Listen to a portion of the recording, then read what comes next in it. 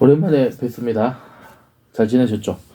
자, 오늘은 22번째 강의입니다. 22번째, 교재는 21과입니다. 우리가 지금 이제 그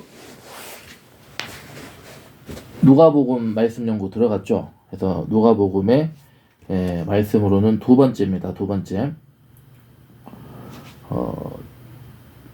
제목이 주님의 성령이 내게 임하셨으니부터 이제 오늘 또 이어서 공부를 하도록 하겠습니다. 한 가지 여러분들에게 좀 그 양해의 말씀 좀 이렇게 좀 널리 이제 좀 이렇게 이해를 구하는 그런 부분이 있어서 여러분에게 좀 말씀을 드리려고 하는데, 제가 이제 처음에 이제 첫 번째 강의를 할 때, 첫 번째 강의, 두 번째 그 강의 교재 소개할 때, 우리가 이제 챕터 1부터 챕터 4까지 우리가 이제 매주 화요일 날, 이제 화요일, 그러니까 이제 수요일 0시까지, 그러니까 이제 우리가 제가 말씀드렸던 게 12월 7일, 2022년 12월 7일 0시까지 챕터 1, 그 다음에 14일 챕터 2, 21일 0시까지 챕터 3, 그 다음에 28일 0시까지가 이제 자정까지 이제 그 파트 4, 이제 이 교회론, 그러니까 교회란 무엇인가부터, 그 다음에 마태복음, 마가복음, 누가복음, 그러니까 영성훈련, 마태복음 말씀 연구, 마가복음, 누가복음 이렇게 우리가 올리기로 했었죠. 근데 제가 이제 이게 강의를 진행을 하다 보니까 어차피 이제 그 날짜대로 다 이제 그 날짜를 어기지 않고 그 날짜 안에 다 이제 업데이트를 했는데, 원래 이제 그 월화 이틀에 걸쳐서 이제 올리기로 했었잖아요. 이제 그거가 이제 제대로 이루어지지 않고 그냥 이렇게 제가 이제 그 녹화를 하자마자 바로바로 제가 올렸습니다. 사실은 바로바로 올려가지고 이렇게 그 업데이트가 당초 약속했던 것과는 다르게 좀 여러 가지 좀 이렇게 이 산만하게 이루어졌던 점에 대해서 혼란과 어려움이 있었던 우리 수강생 여러분들께는 이 사과를 드립니다. 근데 뭐 어쨌든 그 약속된 그 업데이트 날짜는 다 지켜가지고 그 안에 다 이제 업데이트가 다 됐기 때문에, 그래서 이제 이 업데이트 그 날짜는 이제 오버가 된 거는 사실 없다. 다 지켜졌다. 해서 사실 그것 때문에 제가 좀 자유롭게 이렇게 하려고 하고, 사실 제가 이제 이거를 말을 제가 하려고 했었는데, 이제 말을 했던 그 녹화 영상을 엎어진 상황이 좀 발생을 했어요. 그래서 통으로 이제 삭제를 하고 이제 다시 이제 강의를 하면서 이제 강의 그 본문 이 메시지에 우리가 집중을 하다 보니까 제가 이제 그 부분을 얘기를 했어야 되는데, 그 부분을 여러분들에게 이렇게 양해를 구하지 못한 채로 그냥 이렇게 그 강의가 지금까지 진행이 돼 왔더라고, 제가 확인을 해보니까. 그래서 이제 이거는 뭐 어찌됐든 뭐 제가 그때 뭐 약속 어긴 것은 아니지만은 이제 그 업데이트 날짜는 다 맞춰서 그 전에 다 이렇게 이제 완성이 됐기 때문에 뭐 혼선은 없었겠지만, 그래도 이렇게 그 업데이트 기간은 지키지 못한 거에 대해서는 여러분들에게 말씀을 드리고, 이번 과목과 아울러서 다음 강의 때도 사실은 이제 좀 임의적으로 이렇게 업데이트를 하려고 해요. 대신 이제 뭐 한 주간 매주 뭐 월요일부터 이제 월요일 자정부터 토요일 자정 그 사이에 그냥 자유스럽게 이렇게 올리는 식으로 이렇게 이제 하도록 하려고 하기 때문에, 이제 그 부분에 대해서는 앞으로 이제 좀 너그럽게 여러분들이 이해를 해 주시고, 그렇게 이제 업데이트는 자유롭게 이렇게 하고, 가급적이면은 이제 사전에 공지를 하고 이렇게 좀 하려고는 하는데, 아무래도 제 이제 여러 가지 또 저도 이제 사육도 하는 이제 사육자이기도 하고, 또 이제 여러 가지 이제 가족을 또 케어하는 입장이 있다 보니까 또 여러 가지 이제 돌발적인 그런 또 여러 가지 또 추가적인 일들이 많이 있어요. 또 제 필사를 또 지금 이제 섬김을 하고 있기 때문에 좀 시간들이 많이 좀 빠듯합니다. 그래서 이제 이거를 다 이제 시간을 쪼개서 이렇게 해야 되는 상황들이기 때문에, 그래서 이제 시간이 가능한 대로 녹화를 하고 이제 바로바로 이렇게 이제 업데이트를 해왔기 때문에, 대신 그 챕터 이제 과들이 약속되어진 그 시간 안에는 다 이제 업데이트가 되어 왔기 때문에, 오히려 무슨 뭐 2주 전, 3주 전에 뭐 이렇게 업데이트가 된 것도 사실 있잖아요. 그렇기 때문에 뭐 그거는 뭐 여러분도 이해를 해주실 수가 있었다고 생각을 합니다. 그래서 그 점은 뭐 감사하게 생각을 하지만은, 어찌됐든 이제 뭔가 이게 당초 예정된 어떤 그 이 커리큘럼대로 진행이 되지 않은 것, 이것에 대해서는 여러분들에게 이 사과의 말씀을 사과의 인사를 드리고자 합니다. 자, 그리고 또 한 가지 말씀을 드리겠는데 우리가 지금 이제 21과부터 지금 이제 21, 22, 23, 24, 25, 26 이렇게 지금 이제 한 6개 우리가 지금 챕터가 남아 있잖아요. 그래서 이게 지금 이제 우리가 28일 0시 28일까지 그러니까 사실상 27일이 그러니까 2022년 12월 27일이 종강일입니다. 이 종강 영상까지 마지막 영상까지 다 이제 이 강의를 올려야 되기 때문에 지금 이제 시간이 많이 촉박해졌어요. 그래서 제가 그 전 강의부터 사실은 이제 이 마가복음부터 좀 그렇게 하려고 했다가 그건 또 너무 이렇게 말씀의 깊이를 너무 또 좀 이렇게 축소시키는 우리가 지금 이 교재를 우리가 사실상 읽고 공과 교재로 우리가 공부를 하다 보니까 사실은 이 내용이 그렇게 아주 막 깊이 있게 들어가는 것은 사실 아니거든요. 이제 짜임새 있고 딱 요약적으로 딱 일목요연하게 이제 정리가 되어 있어서 제가 이것을 이제 우리가 실생활에 이제 적용할 수 있는 그 좋은 교재를 선택하는 그런 과정에서 이 교재를 이번에 함께 여러분들과 지금 이제 이 공부를 하고 있는데 사실 이 제자 훈련에 대해서는 제자학은 조금 더 깊이 있게 공부를 해야 됩니다. 네, 그래서 이제 제자 훈련과 관련된 부분은 제가 앞으로도 계속 이렇게 이제 후속 이 강의를 후속 이 프로그램을 커리큘럼을 제가 이제 만들려고 해요. 그래서 그건 앞으로 이제 좀 더 깊이 있고 좀 더 이제 더 좋은 자료가 있으면은 이제 교재가 있으면은 여러분들과 좀 이제 공부를 하고 이렇게 하려고 하기 때문에 어쨌든 이번에 첫 이제 이 제자학 강의로서는 이번에 첫 이제 시즌 1이라고 여러분 생각하시면 되겠습니다. 시즌 1으로 이해를 해주시고 이제 이번에 이 교재를 해서 남은 6번의 이제 챕터는 이제 한 강의당 그러니까 이번에는 22강이죠. 22강에는 21과 주님의 성령이 내게 임하셨으니 하고 그 다음 22가 돌아온 탕자를 이제 두 가지 이렇게 합쳐서 하겠습니다. 그 나머지는 강의는 이제 23과 24과 그 다음 25과 26과 이렇게 이제 진행을 하려고 합니다. 그렇게 하고 11월 27일에는 이제 마지막 강의를 진행을 하려고 하고 그러면 지금 우리가 21과 22과를 지금 하는 거죠. 지금 이제 22강 이제 강의 회차는 이제 22강이고 21과 22과를 하고 그 다음에 23과에는 이제 23, 24 이렇게 하고 24과에는 25, 26과 이렇게 이제 진행을 하도록 하겠습니다. 그 다음에 그 다음 마지막 종강 하는 마지막 강의를 이제 하도록 하겠습니다. 마지막 강의는 어떤 내용으로 할까는 제가 아직까지 좀 제가 대충 이제 주제나 대충 틀은 제가 잡아놨어요. 그런데 그 내용을 조금 더 어떻게 이제 할까에 대해서는 제가 이제 다음 남은 이 강의 시간에 제가 여러분들에게 공지를 올리도록 할 거니까 그렇게 여러분들 좀 더 그렇게 이해를 해주시고 이렇게 함께 마무리를 잘 해주셨으면 되겠습니다. 자, 그러면 교재 180페이지입니다. 제21과입니다. 주님의 성령이 내게 임하셨으니. 자, 말씀을 공부하도록 하겠습니다. 자, 주제 말씀은 누가복음 4장 17절로 19절의 말씀입니다. 누가복음 4장 17절 19절 말씀 우리 다 같이 우리 합독하시겠습니다. 시작. 선지자 이사야의 글을 드리거늘 책을 펴서 이렇게 기록된 데를 찾으시니 곧 주의 성령이 내게 임하셨으니 이는 가난한 자에게 복음을 전하게 하시려고 내게 기름을 부으시고 나를 보내사 포로된 자에게 자유를 눈먼 자에게 다시 보게 함을 전파하며 눌린 자를 자유롭게 하고 주의 은혜의 해를 전파하게 하려 하심이라 하였더라. 아멘. 자, 예수님은 40일 금식 후 이 마귀의 시험을 물리치신 후 나사렛 동네에 가셔서 이 말씀을 전하셨습니다.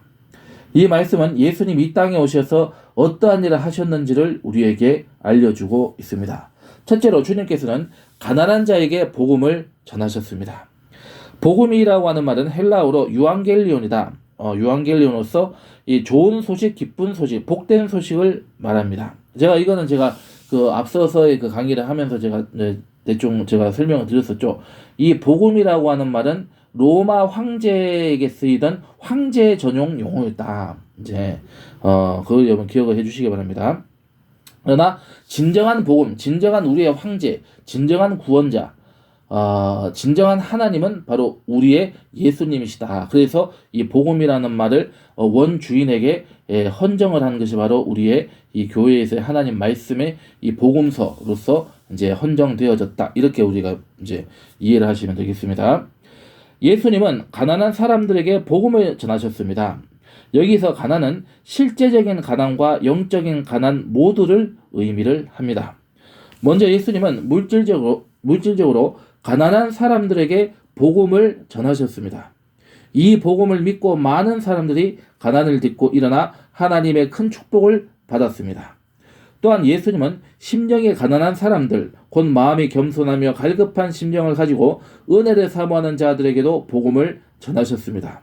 심령이 가난한 사람도 예수님을 만나면 그 목마름을 해결하고 은혜로 충만해집니다. 우리 주님은 환경이 가난한 자, 심령이 가난한 자 모두를 부유하게 하십니다. 자, 우리가 이 특별히 누가복음은 우리가 이 사회의 어떤 불평등이나 어떤 사회의 어떤 그런 탄압이나 핍박이나 어떤 경제나 정치나 모든 면에 있어서의 어떤 불평등과 어떤 침해받는 권리, 이 권리가 침해받는 모든 것이 바로 인간의 원죄에서 비롯된 사회적인 죄악이다 이렇게 보고 있습니다. 그렇기 때문에 그런 사회적인 문제, 사회적인 가난의 문제, 사회적인 어떤 그런 외세의 침략, 지배의 문제, 어떤 착취의 문제, 어떤 그런 계급의 문제, 이 모든 것들에 있어서 이것을 참으로 이제 혁파하고 해방시켜 주실 분은 누구냐? 바로 예수님이다. 그 예수님이 바로 하나님이시고 참 사람이시고 하나님의 독생자 어린 양이시고, 그러나 그 예수님께서는 그 공생의 사역을, 이 모든 인류에게 해방과 자유를 주시는 그 사역을 누구를 의지하면서 그러면 그 모든 일을 했느냐? 그러면 그 사역의 본질, 그 사역은 누구에게서 지금 주어지고 있는 것이냐라고 했을 때 바로 보이사 성령님, 우리가 헬라어로 파라클레이토스, 성령님을 통해서 그와 같은 해방의 역사가 일어나게 된 것이다. 그렇기 때문에 주의 성령이 임했을 때 가난한 자에게 복음을 전하게 하신다. 그 다음에 기름을 부으시고 보내어가지고 포로된 자에게 자유케 하는 역사를 이루게 하시고, 눈먼 자에게 다시 보게 함을 전파하시고, 눌린 자를 자유롭게 하고, 주의 은혜의 해를 전파하게 하는, 주의 은혜라고 하는 것은 희년을 의미하는 거죠. 그 희년의 삶, 바로 예수님을 영접하고 성령님을 모셔드리는 그러한 복된 생명과 성령의 법에 의해서 완전히 해방되어진 그런 삶을 살아갈 수 있도록 인도하시는 분 누구냐? 바로 성령님이라는 거죠.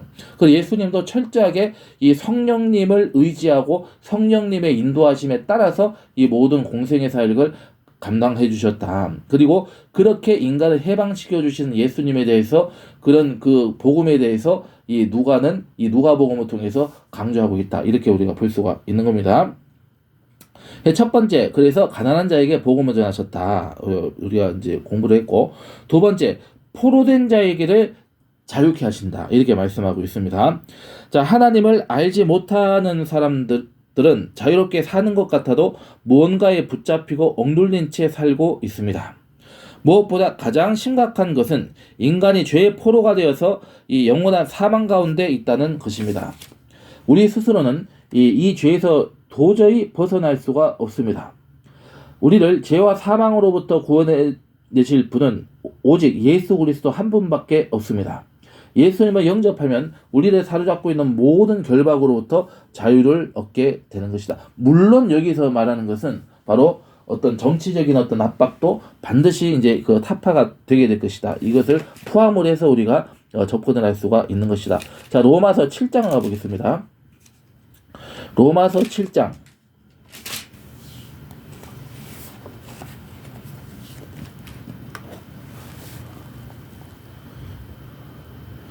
자, 로마서 7장 24절로 25절을 우리 다 같이 합독하시겠습니다. 시작. 오라 나는 곤고한 사람이로다. 이 사망의 몸에서 누가 나를 건져내랴.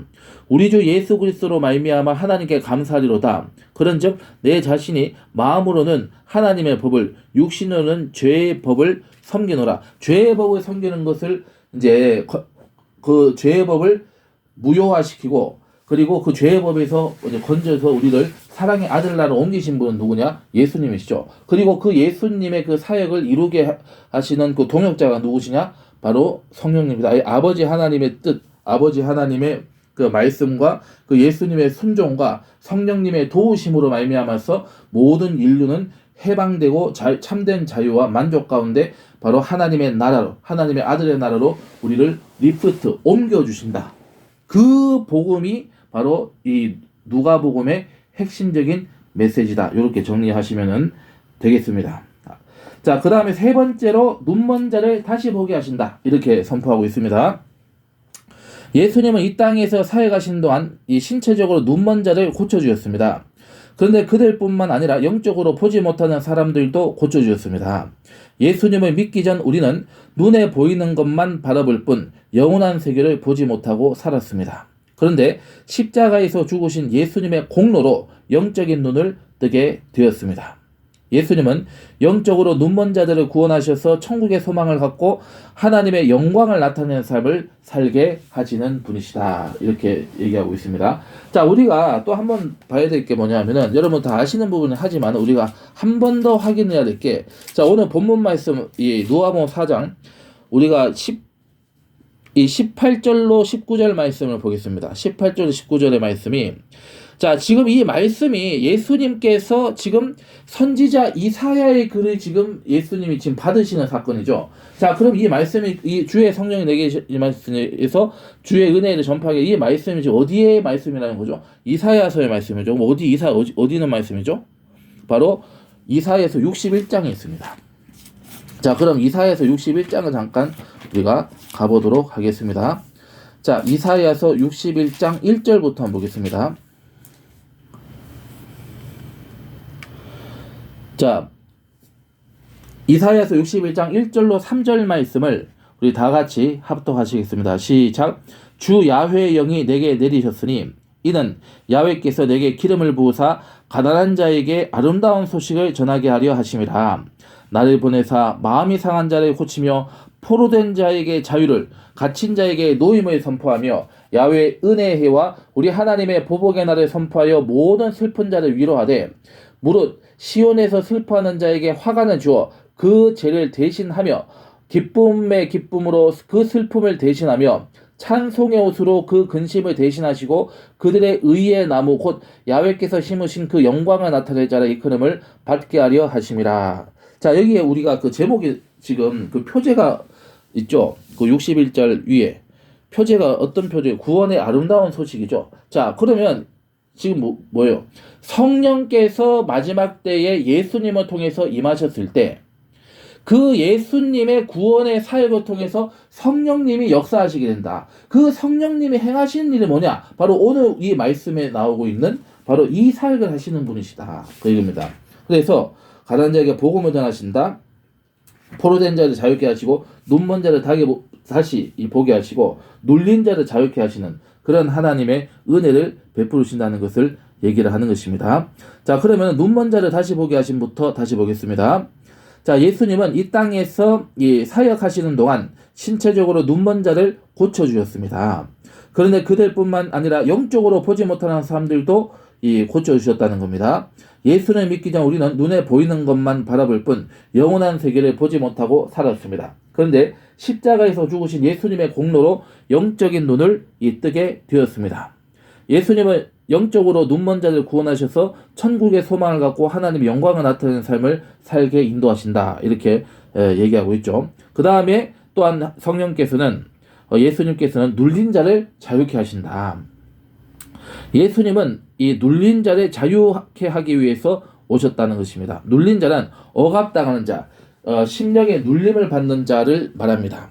사람들은 이 땅을 사는 동안 크고 작은 문제들에 억눌려서 이 고통을 당합니다. 이는 사탄의 역사입니다. 사탄은 우리의 육체를 눌러서 병들게 하고 생업을 눌러서 가난하게 하며 이 가정을 눌러서 행복을 빼앗고 인간관계를 눌러서 불화를 가져온다는 것이죠. 따라서 예수님은 이처럼 마귀에게 눌린 모든 사람을 고쳐주시기 위해서 오셨습니다.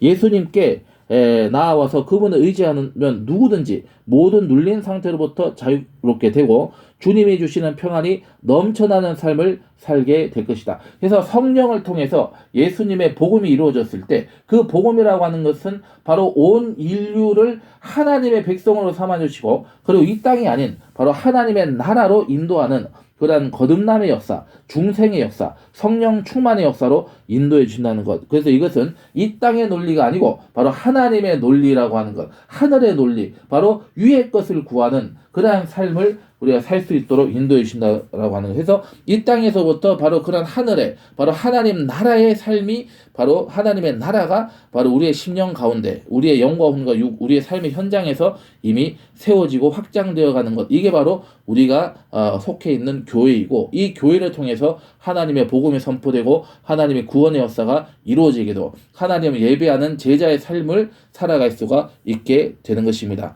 자, 그럼 그러한 상태가 뭐냐? 바로 마지막에 이 메시지인 은혜의 해를 전파하는 것이다. 이 은혜의 그러한 그 상태, 그러한 삶을 살아가게 되는 것이다. 이 얘기죠. 자, 은혜의 해란 이스라엘의 희년을 의미한다. 희년은 7번의 안식년이 지난 다음 50년째 해로 희년이 되면 나팔을 길고 크게 불어 빚진 자, 노예들, 압제받는 자에게 해방을 선포했습니다. 그러므로 희년은 모든 사람에게 희망의 해이자 축복의 해였습니다. 이때 자유를 얻는 자들은 전적으로 하나님의 은혜로 자유와 해방을 얻었습니다. 예수님이 이 땅에 오심으로 우리에게도 은혜의 해가 열렸습니다. 우리는 바로 지금 이 은혜의 해, 희년에 살고 있는 것입니다. 예수님을 믿기만 하면 예수님이 우리 마음의 주인으로 오셔서 모든 속박으로부터 우리를 해방해 주십니다.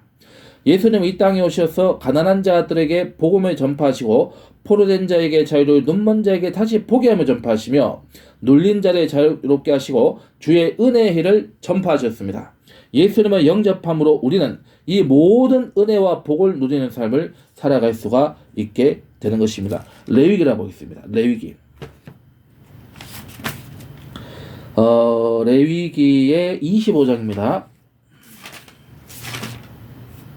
레위기 25장 8절에서 12절 말씀, 이 희년의 그 규례, 희년의 이 말씀이 지금 나와 있죠. 우리 다 같이 합독하시겠습니다. 시작.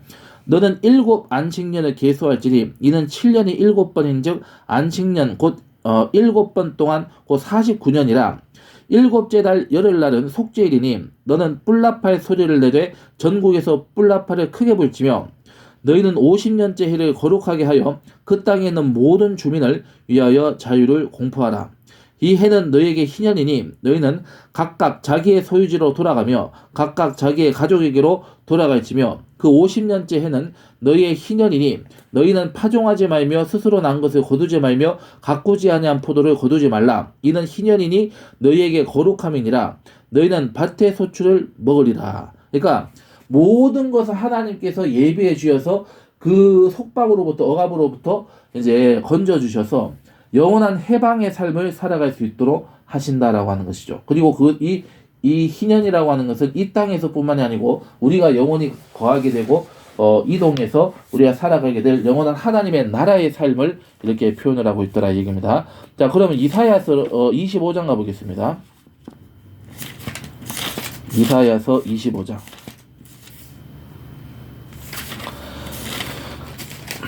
이사야서 25장 6절에서 8절 말씀을 우리 다 같이 합독하시겠습니다. 이사야서 25장 6절로 8절 말씀을 우리 다 같이 합독하시겠습니다. 시작.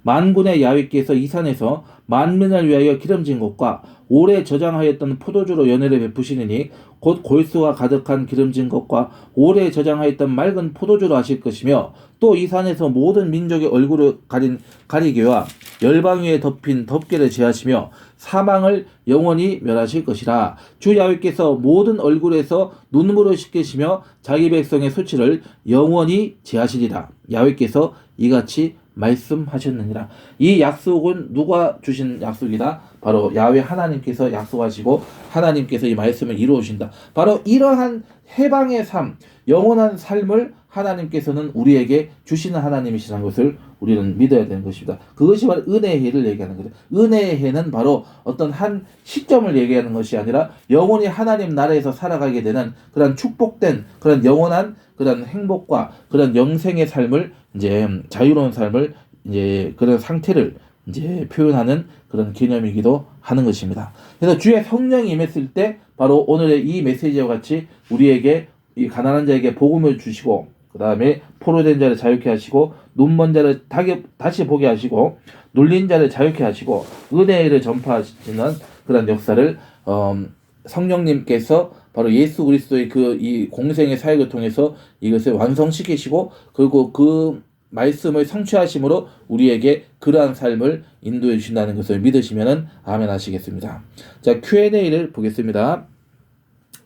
자, 누가복음 4장 17절로 19절에서 예수님이 이 땅에 오셔서 하신 일을 무엇이라고 하였나요? 예수님 이 땅에 오셔서 가난한 자들에게 복음을 전하고 포로된 자에게 자유를, 눈먼 자에게서 다시 보게 하며 전파하시며 눌린 자를 자유케 하시고 주의 은혜를 전파하셨다. 이렇게 얘기하고 있는 것입니다. 그리고 우리가 이 이사야서 25장 6절로 8절에서 자, 이 산에 대해서 얘기하고 있죠. 이 산에서 뭐 이렇게 말씀하죠. 이 산은 어느 산을 얘기하는 거죠?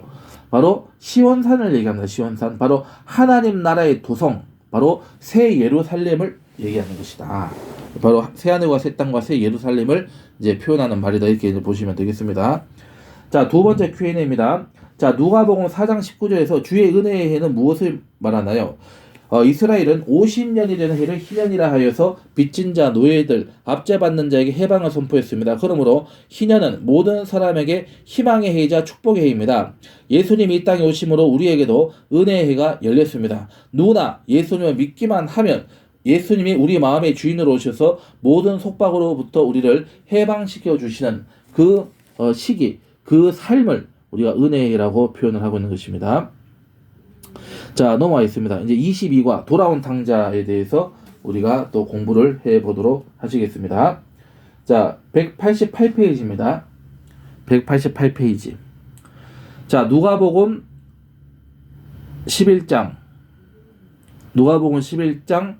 11절로 32절이죠.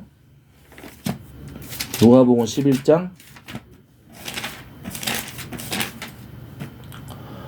자, 11절로 32절인데 오늘 시간 관계상 우리가 교재에 나와 있는 그 본문 말씀만 우리가 함께 합독하도록 하겠습니다.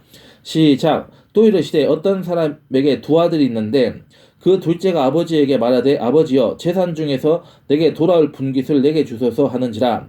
아버지가 그 살림을 각각 나누어 주었더니 그 후 며칠이 안 되어 둘째 아들이 재물을 다 모아가지고 먼 나라에 가 거기서 허랑방탕하여 그 재산을 낭비하더니 다 없앤 후 그 나라에 크게 흉년이 들어 그가 비로소 궁핍한지라.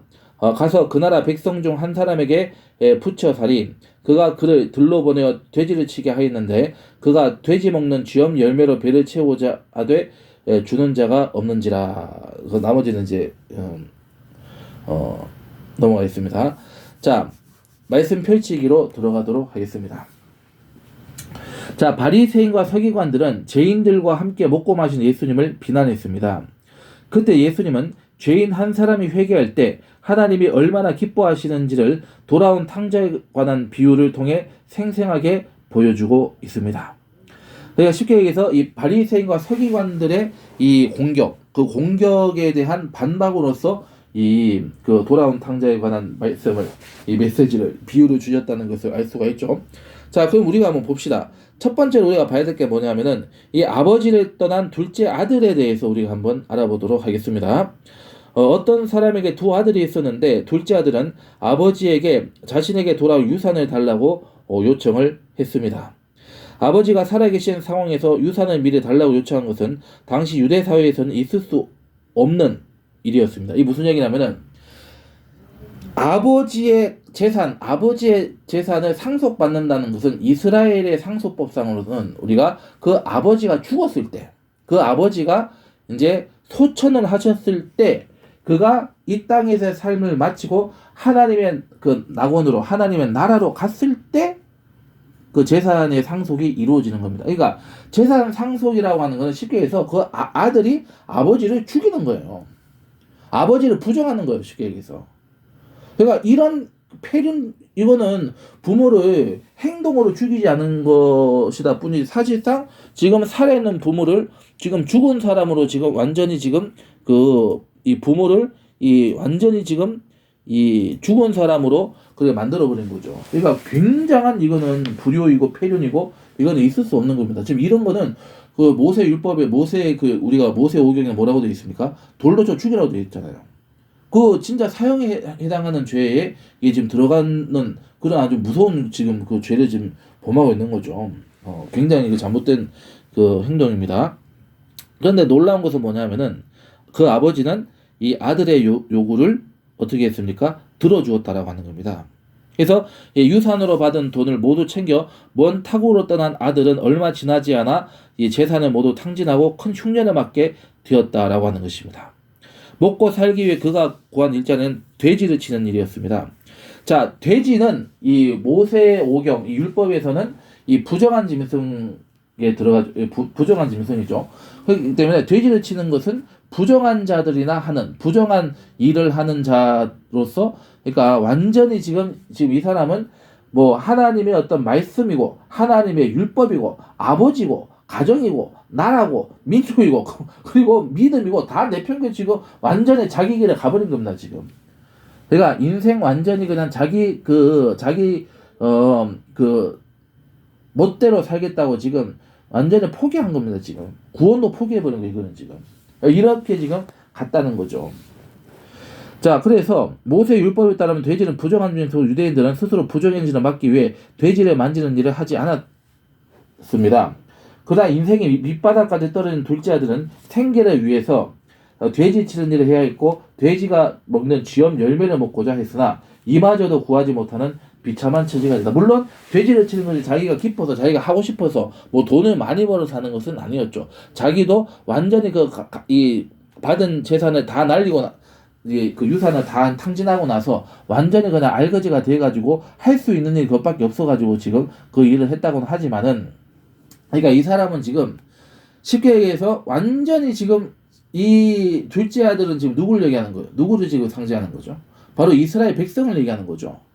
그러니까 하나님께로 돌아오지 않는 그 이스라엘 백성을 얘기하는데 지금 이 둘째 아들은 우리가 결론부터 말씀드리면 지금 하나님께로 지금 아버지께로 돌아가는 거죠. 그러니까 이스라엘 백성들이 돌아올 것이다. 돌아올 것이고 그 이스라엘 백성들을 하나님께서는 용서해 주시고 받아주실 것이다라는 사실을 우리가 오늘 이 메시지를 통해서 발견할 수가 있어야 되는 겁니다. 어쨌든 이 본문으로 돌아와서 자 Q&A를 한번 해보겠습니다. 자, 아버지의 재산을 받아 집을 떠난 둘째 아들의 삶이 어떠했나요? 둘째 아들은 재산을 모두 탕진했다는 거죠. 큰 흉년을 맞아서 돼지를 치는 비참한 지경에 이르렀다 이 얘기입니다. 이 얘기는 뭐예요? 쉽게 얘기해서 돌아가지 않겠다는 처음에는 이 사람 돌아갈 마음이 없는 거죠. 아버지를 죽은 사람으로 만들었으니까 뭐 돌아가봤자 자기를 받아줄 사람 누가 있겠냐 이렇게 생각하는 건 당연한 거죠. 자, 그러나 아버지의 마음은 어떠했냐는 거죠. 아버지의 마음은 바로 회개와 아버지의 용서라고 하는 것을 통해서 우리는 발견할 수가 있더라 이 얘기입니다. 자, 아버지를 따라 먼 나라로 갔다가 돼지가 먹는 쥐염 열매조차 먹지 못하는 최악의 상황에 처한 둘째 아들은 아버지께 돌아가기로 마음을 먹었습니다. 그는 자기가 하나님과 아버지께 죄를 지었음을 깨닫고 아버지께 가서 품꾼 중에 하나로 써달라고 요청하기로 했습니다.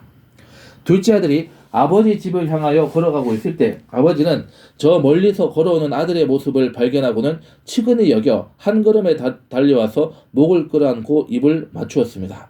한 가정의 가장이 모든 위험과 채실을 팽개치고 아들을 향해 달려간 것은 잃어버린 아들을 찾은 것에 대한 기쁨 때문이었습니다. 아버지는 그 아들이 어디서 무엇을 했는지 묻지도 않았습니다. 아들은 품꾼으로 여김만 받아도 좋겠다고 생각했지만은 아버지는 그에게 가장 좋은 옷을 입히고 반지를 끼우고 신을 신겼습니다. 아들을 용서할 뿐만이 아니라 아들로서의 권위와 영광을 회복시켰던 것입니다. 그리고 잃었던 아들을 다시 찾은 것을 기뻐하며 살찐 송아지를 잡아 잔치를 배설했다라고 하는 것입니다. 우리가 요나를 보면은 우리가 요나는 지금 그 요나가 지금 선포해야 할 그 대상이 누굽니까? 이스라엘과는 철천지 원수가 될 그런 사람이죠. 그리고 그들이 이스라엘 백성들을 얼마나 불참하게 이 주권을 짓밟고 나라를 빼앗고 백성들을 지금 그 데려갈 것이며 얼마나 그 이 이스라엘의 역사를 유린할 것인지를 그는 알았던 사람입니다. 그리고 이미 그 요나의 이 생존했던 그 당대부터 이미 지금 이 아수르는 니느웨는 이스라엘 백성의 원수였으며 대적자였습니다. 회방자였습니다. 근데 그런 자들이 지금 이제 하나님의 심판이 그 임하기 전에 회개하면은 구원해 주겠다는 그 하나님의 그 사명을 받았을 때 얼마나 그게 하나님께 원망이 되고 이스라엘 그의 한 사람으로 산 선지자로서 얼마나 그게 거부감 들었겠습니까? 그러나 그 니느웨 백성들을 구원해 주시는 니느웨 백성들을 불쌍히 여겨주시고 구원해 주시는 그 하나님, 바로 그 니느웨를 구원해 주심을 통해서 바로 지금 요나에게 무엇을 깨닫게 해주신 것, 바로 이스라엘 백성들을 하나님께서 용서해 주시고 회복해 주시기를 원한다는 메시지를 줬다는 거죠. 그러니까 요나가 조금만 더 하나님의 편에서 하나님의 마음을 헤아리는 그런 믿음을 이제 성숙이 있었던 사람이라고 한다면은 그거를 깨달을 수 있었던 거죠. 그러니까 니느웨 백성의 구원이라고 하는 게 결국 이스라엘의 회복과 구원과 연결되어 있다는 것을 우리가 볼 수가 있다는 거죠. 그렇기 때문에 우리가 이 둘째 아들을 찾는, 둘째 아들을 용서하고 그를 다시 아들로 받아주겠다라고 하는 그 아버지의 마음이 바로 이스라엘 민족 그리고 우리 한국교회, 바로 이 마지막 때 하나님 나라 백성들을 향한, 온 인류를 향한 하나님의 마음이라고 하는 것을 우리는 발견할 수가 있어야 되는 것입니다. 자, 그럼 Q&A를 한번 해보도록 하겠습니다. 자, 둘째 아들이 회개하고 집으로 돌아왔을 때 아버지는 그를 어떻게 대했나요? 회개하고 돌아온 아들을 기쁘게 맞으며 용서해주고 가장 좋은 옷과 반지, 신을 신겨 아들의 권위를 회복시켜 주었으며 송아지를 잡아 잔치를 배설했습니다. 그런데 이제 문제가 또 생겼습니다. 자, 그런데 문제는 뭐냐면은 그 이 아버지의 두 아들은 아버지의 마음을 하나도 모르는 거예요. 그러니까 둘째 아들이 그래 돌아왔다 하니까 지금 큰 아들이 굉장히 못마땅해 하고 지금 마치 요나가 지금 화가 나는 것처럼 그렇게 지금 분노를 일으키는 것을 알 수 있죠. 잔치를 거부하는 이 맏아들에 대해서 우리가 한번 또 보도록 하겠습니다. 자, 맏아들은 밭에서 돌아오다가 집에서 들려오는 음악과 춤추는 소리를 들었습니다. 그는 그 소리가 살아서 돌아온 동생을 위해 아버지가 벌인 잔치 소리임을 전해들었습니다. 그러나 그는 크게 진노하며 잔치에 참여하기를 거부했습니다. 소식을 들은 아버지가 맏아들을 달랬지만 맏아들은 끝내 잔치에 참여하지 않았습니다. 맏아들은 아버지 곁에서 열심히 아버지를 섬긴 자신과 아버지 제사를 낭비한 동생을 비교하며 불평을 쏟아내고 아버지를 비난했습니다. 맏아들은 항상 아버지와 함께 있어 모든 것을 이미 가진 자였지만 이 모든 것은 자신이 아버지께 행한 것에 대한 보상이라고 생각했습니다. 그러니까 은혜라고 하는 것을 깨닫지 못한 거죠. 그러니까 적어도 아버지에게 있어서 은혜를 받을 수 있다, 은혜를 누릴 수 있다라고 하는 것은 적어도 둘째 아들이 먼저 그것을 발견했다는 거죠. 근데 그 발견할 수 있는 게 뭐죠? 믿음이라고 하는 겁니다. 그러니까 우리가 큰 아들이 됐던 작은 아들이 됐던 그 아버지가 베풀어 주시는 은혜, 그 은혜를 주시는 은혜의 아버지라고 하는 것을 믿는 자를 하나님은 찾는다라고 하는 거예요. 누구라도 그것을 그 믿음으로 나오는 자를 하나님은 절대로 거절하지 않으신다. 우리가 그것을 발견할 수 있어야 되는 거죠. 꺼져가는 등불을 끄지 않으시는, 상한 갈대를 꺾지 않으시는, 끝까지 인내하시고 구원받기를 원하시는, 구원으로 인도하시는 그 하나님께 우리가 믿음으로 나아갈 때 하나님께서는 둘째 아들과 큰 아들을 모두 용서해 주시는 그런 아버지와 같은 바로 그런 하나님이시라는 것을 우리는 믿어야 되는 것입니다. 자, 그렇기 때문에 맏아들은 그는 아버지 집에 거하면서 아버지의 모든 명령을 순종한 것처럼 보이지만 실제로는 아버지의 사랑과 은혜를 전혀 이해하지 못하고 살았던 것입니다. 이 비유 속의 아버지는 하나님 아버지의 모습입니다. 하나님은 죄인이 회개하고 돌아올 때 무한한 자비와 무조건적인 용서로 환대하시는 분이십니다. 반면 탕자를 영접하고 잔치까지 베푼 아버지에게 화를 내는 마다들은 죄인의 친구인 예수님을 비방하는 바리새인들과 서기관들의 모습을 보여줍니다. 이미 많은 특권을 누리고 있던 그들이 죄인들을 받아들이지 못하는 것은 하나님 아버지의 사랑을 알지 못하고 자신의 의로 가득 차 있었기 때문입니다. 예수님은 돌아온 탕자의 비유를 통해 지금도 잃어버린 영혼에 대한 하나님의 긍휼과 용서의 마음을 우리에게 전하고 있게 되는 것이다. 그렇기 때문에 우리가 처음 된 자가 나중되고 나중된 자가 처음 된다고 결국은 누구라도 하나님의 그 은혜, 하나님의 그 사랑을 알고 그것을 믿고 먼저 나오는 자를 하나님은 높여주신다는 거죠. 그리고 그것을 설령 깨닫지 못하고 또 그것에 대해서 이렇게 처음에는 거부를 할지라도 그러나 그것을 마음을 돌이켜서 회개하는 자를 또한 받아주신다. 그래서 이 말씀 속에 이 비유 속에 아버지는 큰아들과 작은아들 모두를 용서해 주셨다는 겁니다. 그러니까 그 각자 자기의 입장에서 아버지의 뜻을 제대로 헤아리지 못하고 아버지의 뜻에 어떤 의미에서 아버지를 이제 거슬려면서 살아왔던 그 두 아들의 모습을 우리는 봐야 되는 거죠. 우리에게는 이 둘째 아들과 같은 이 모습도 있고 그런 속성도 있고 또 큰아들과 같은 속성을 다 가지고 있을 수 있어요. 그러나 어떤 경우가 되었든지 간에 우리는 결국은 다 하나님의 은혜가 아니고서는 하나님의 용서가 아니고서는 우리는 살아갈 수가 없는 존재라고 하는 사실을 우리는 알아야 된다는 것이죠. 그를 아는 자를 하나님께서는 받아주신다 이 얘기입니다. 자, 그럼 Q&A를 해보도록 하겠습니다. 자, 동생을 위해 잔치를 베푼 아버지에 대해서 마다들 어떤 반응을 보였나요? 마다들은 돌아온 동생을 영접하고 잔치까지 베푼 아버지에게 화를 내며 잔치에 참여하지 않았습니다.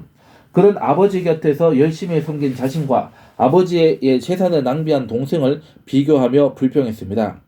마다들은 아버지와 함께 있으며 아버지의 모든 것을 이미 가진 자였지만 그것이 자신이 아버지께 행한 일에 대한 보상이라고 여기며 아버지의 사랑과 은혜를 전혀 이해하지 못했습니다. 이 얘기입니다. 그러니까 하나들은 아버지 죽은 사람으로 만들고 재산을 가로채서 가버렸고 하나들은 그 모든 것이 아버지의 은혜라는 것을 알지 못한 채로 그 아버지에 대해서 제대로 섬기지도 못한 그런 어떻게 보면 정말 아버지의 마음을 아프게 했던 그런 거죠. 그러나 그 두 아들은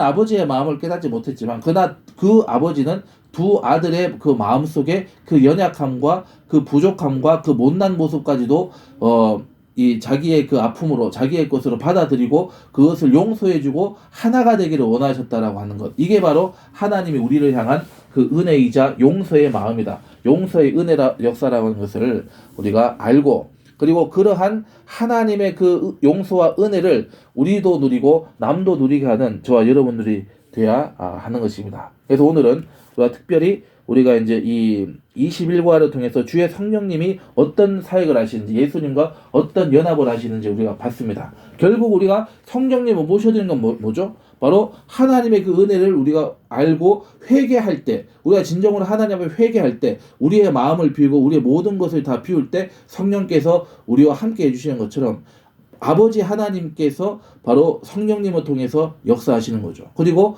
우리가 둘째 아들이 됐든 큰아들이 됐든 결국은 우리가 하나님의 아버지의 마음을 헤아리고 아버지께로 나아올 때 바로 아버지의 용서와 그런 이 구원과 생명을 얻을 수 있다. 이스라엘 백성과 이스라엘 지도자들 결국 우리 모든 이 땅의 모든 이 성도들이 이 마지막 때에 살아가면서 결국은 하나님의 이 은혜를 하나님께로 나아가서 주 안에서 우리가 이 땅을 통과하고 영원한 그 하나님의 그 아들의 나라로 가는 그런 구원의 역사를 우리도 누리고 남도 누리게 되고 있다는 사실을 우리는 알고 우리를 통해서 일하시는 그 하나님의 은혜를 우리가 이번 21가 우리 22가를 통해서 우리가 공부를 할 수가 있었다. 이렇게 우리가 마무리 지을 수 있겠죠. 자, 그럼 기도하겠습니다. 사랑의 하나님 감사합니다. 주님, 저희들 아버지 너무도 연약한 그런 이 둘째 아들과 같은 존재이고 또 큰아들과 같은 존재들이었습니다. 그리고 성령님 의지한다고 하면서 성령님을 우리가 서운하게 하고 멀어지고 또 우리의 의와 우리의 계획과 우리의 어떤 그 소욕에 따라 살아왔던 그런 죄악을 용서해 주시고 성령님을 인정하고 환영하고 모셔드리고 의지하오니 늘 성령님을 모셔드리면서 성령님의 그 사랑으로 저희들 이 땅에서의 그 하나님의 말씀에 아버지 뿌리내고 열매 맺는 삶을 살아갈 수 있도록, 그러면서 우리가 우리의 모든 것을 하나님의 산 제사로 하나님을 예배하고 찬양하는 저희들 될 수 있도록 역사하여 주시옵소서. 감사하고 예수님의 이름으로 기도드리옵나이다. 아멘. 감사합니다.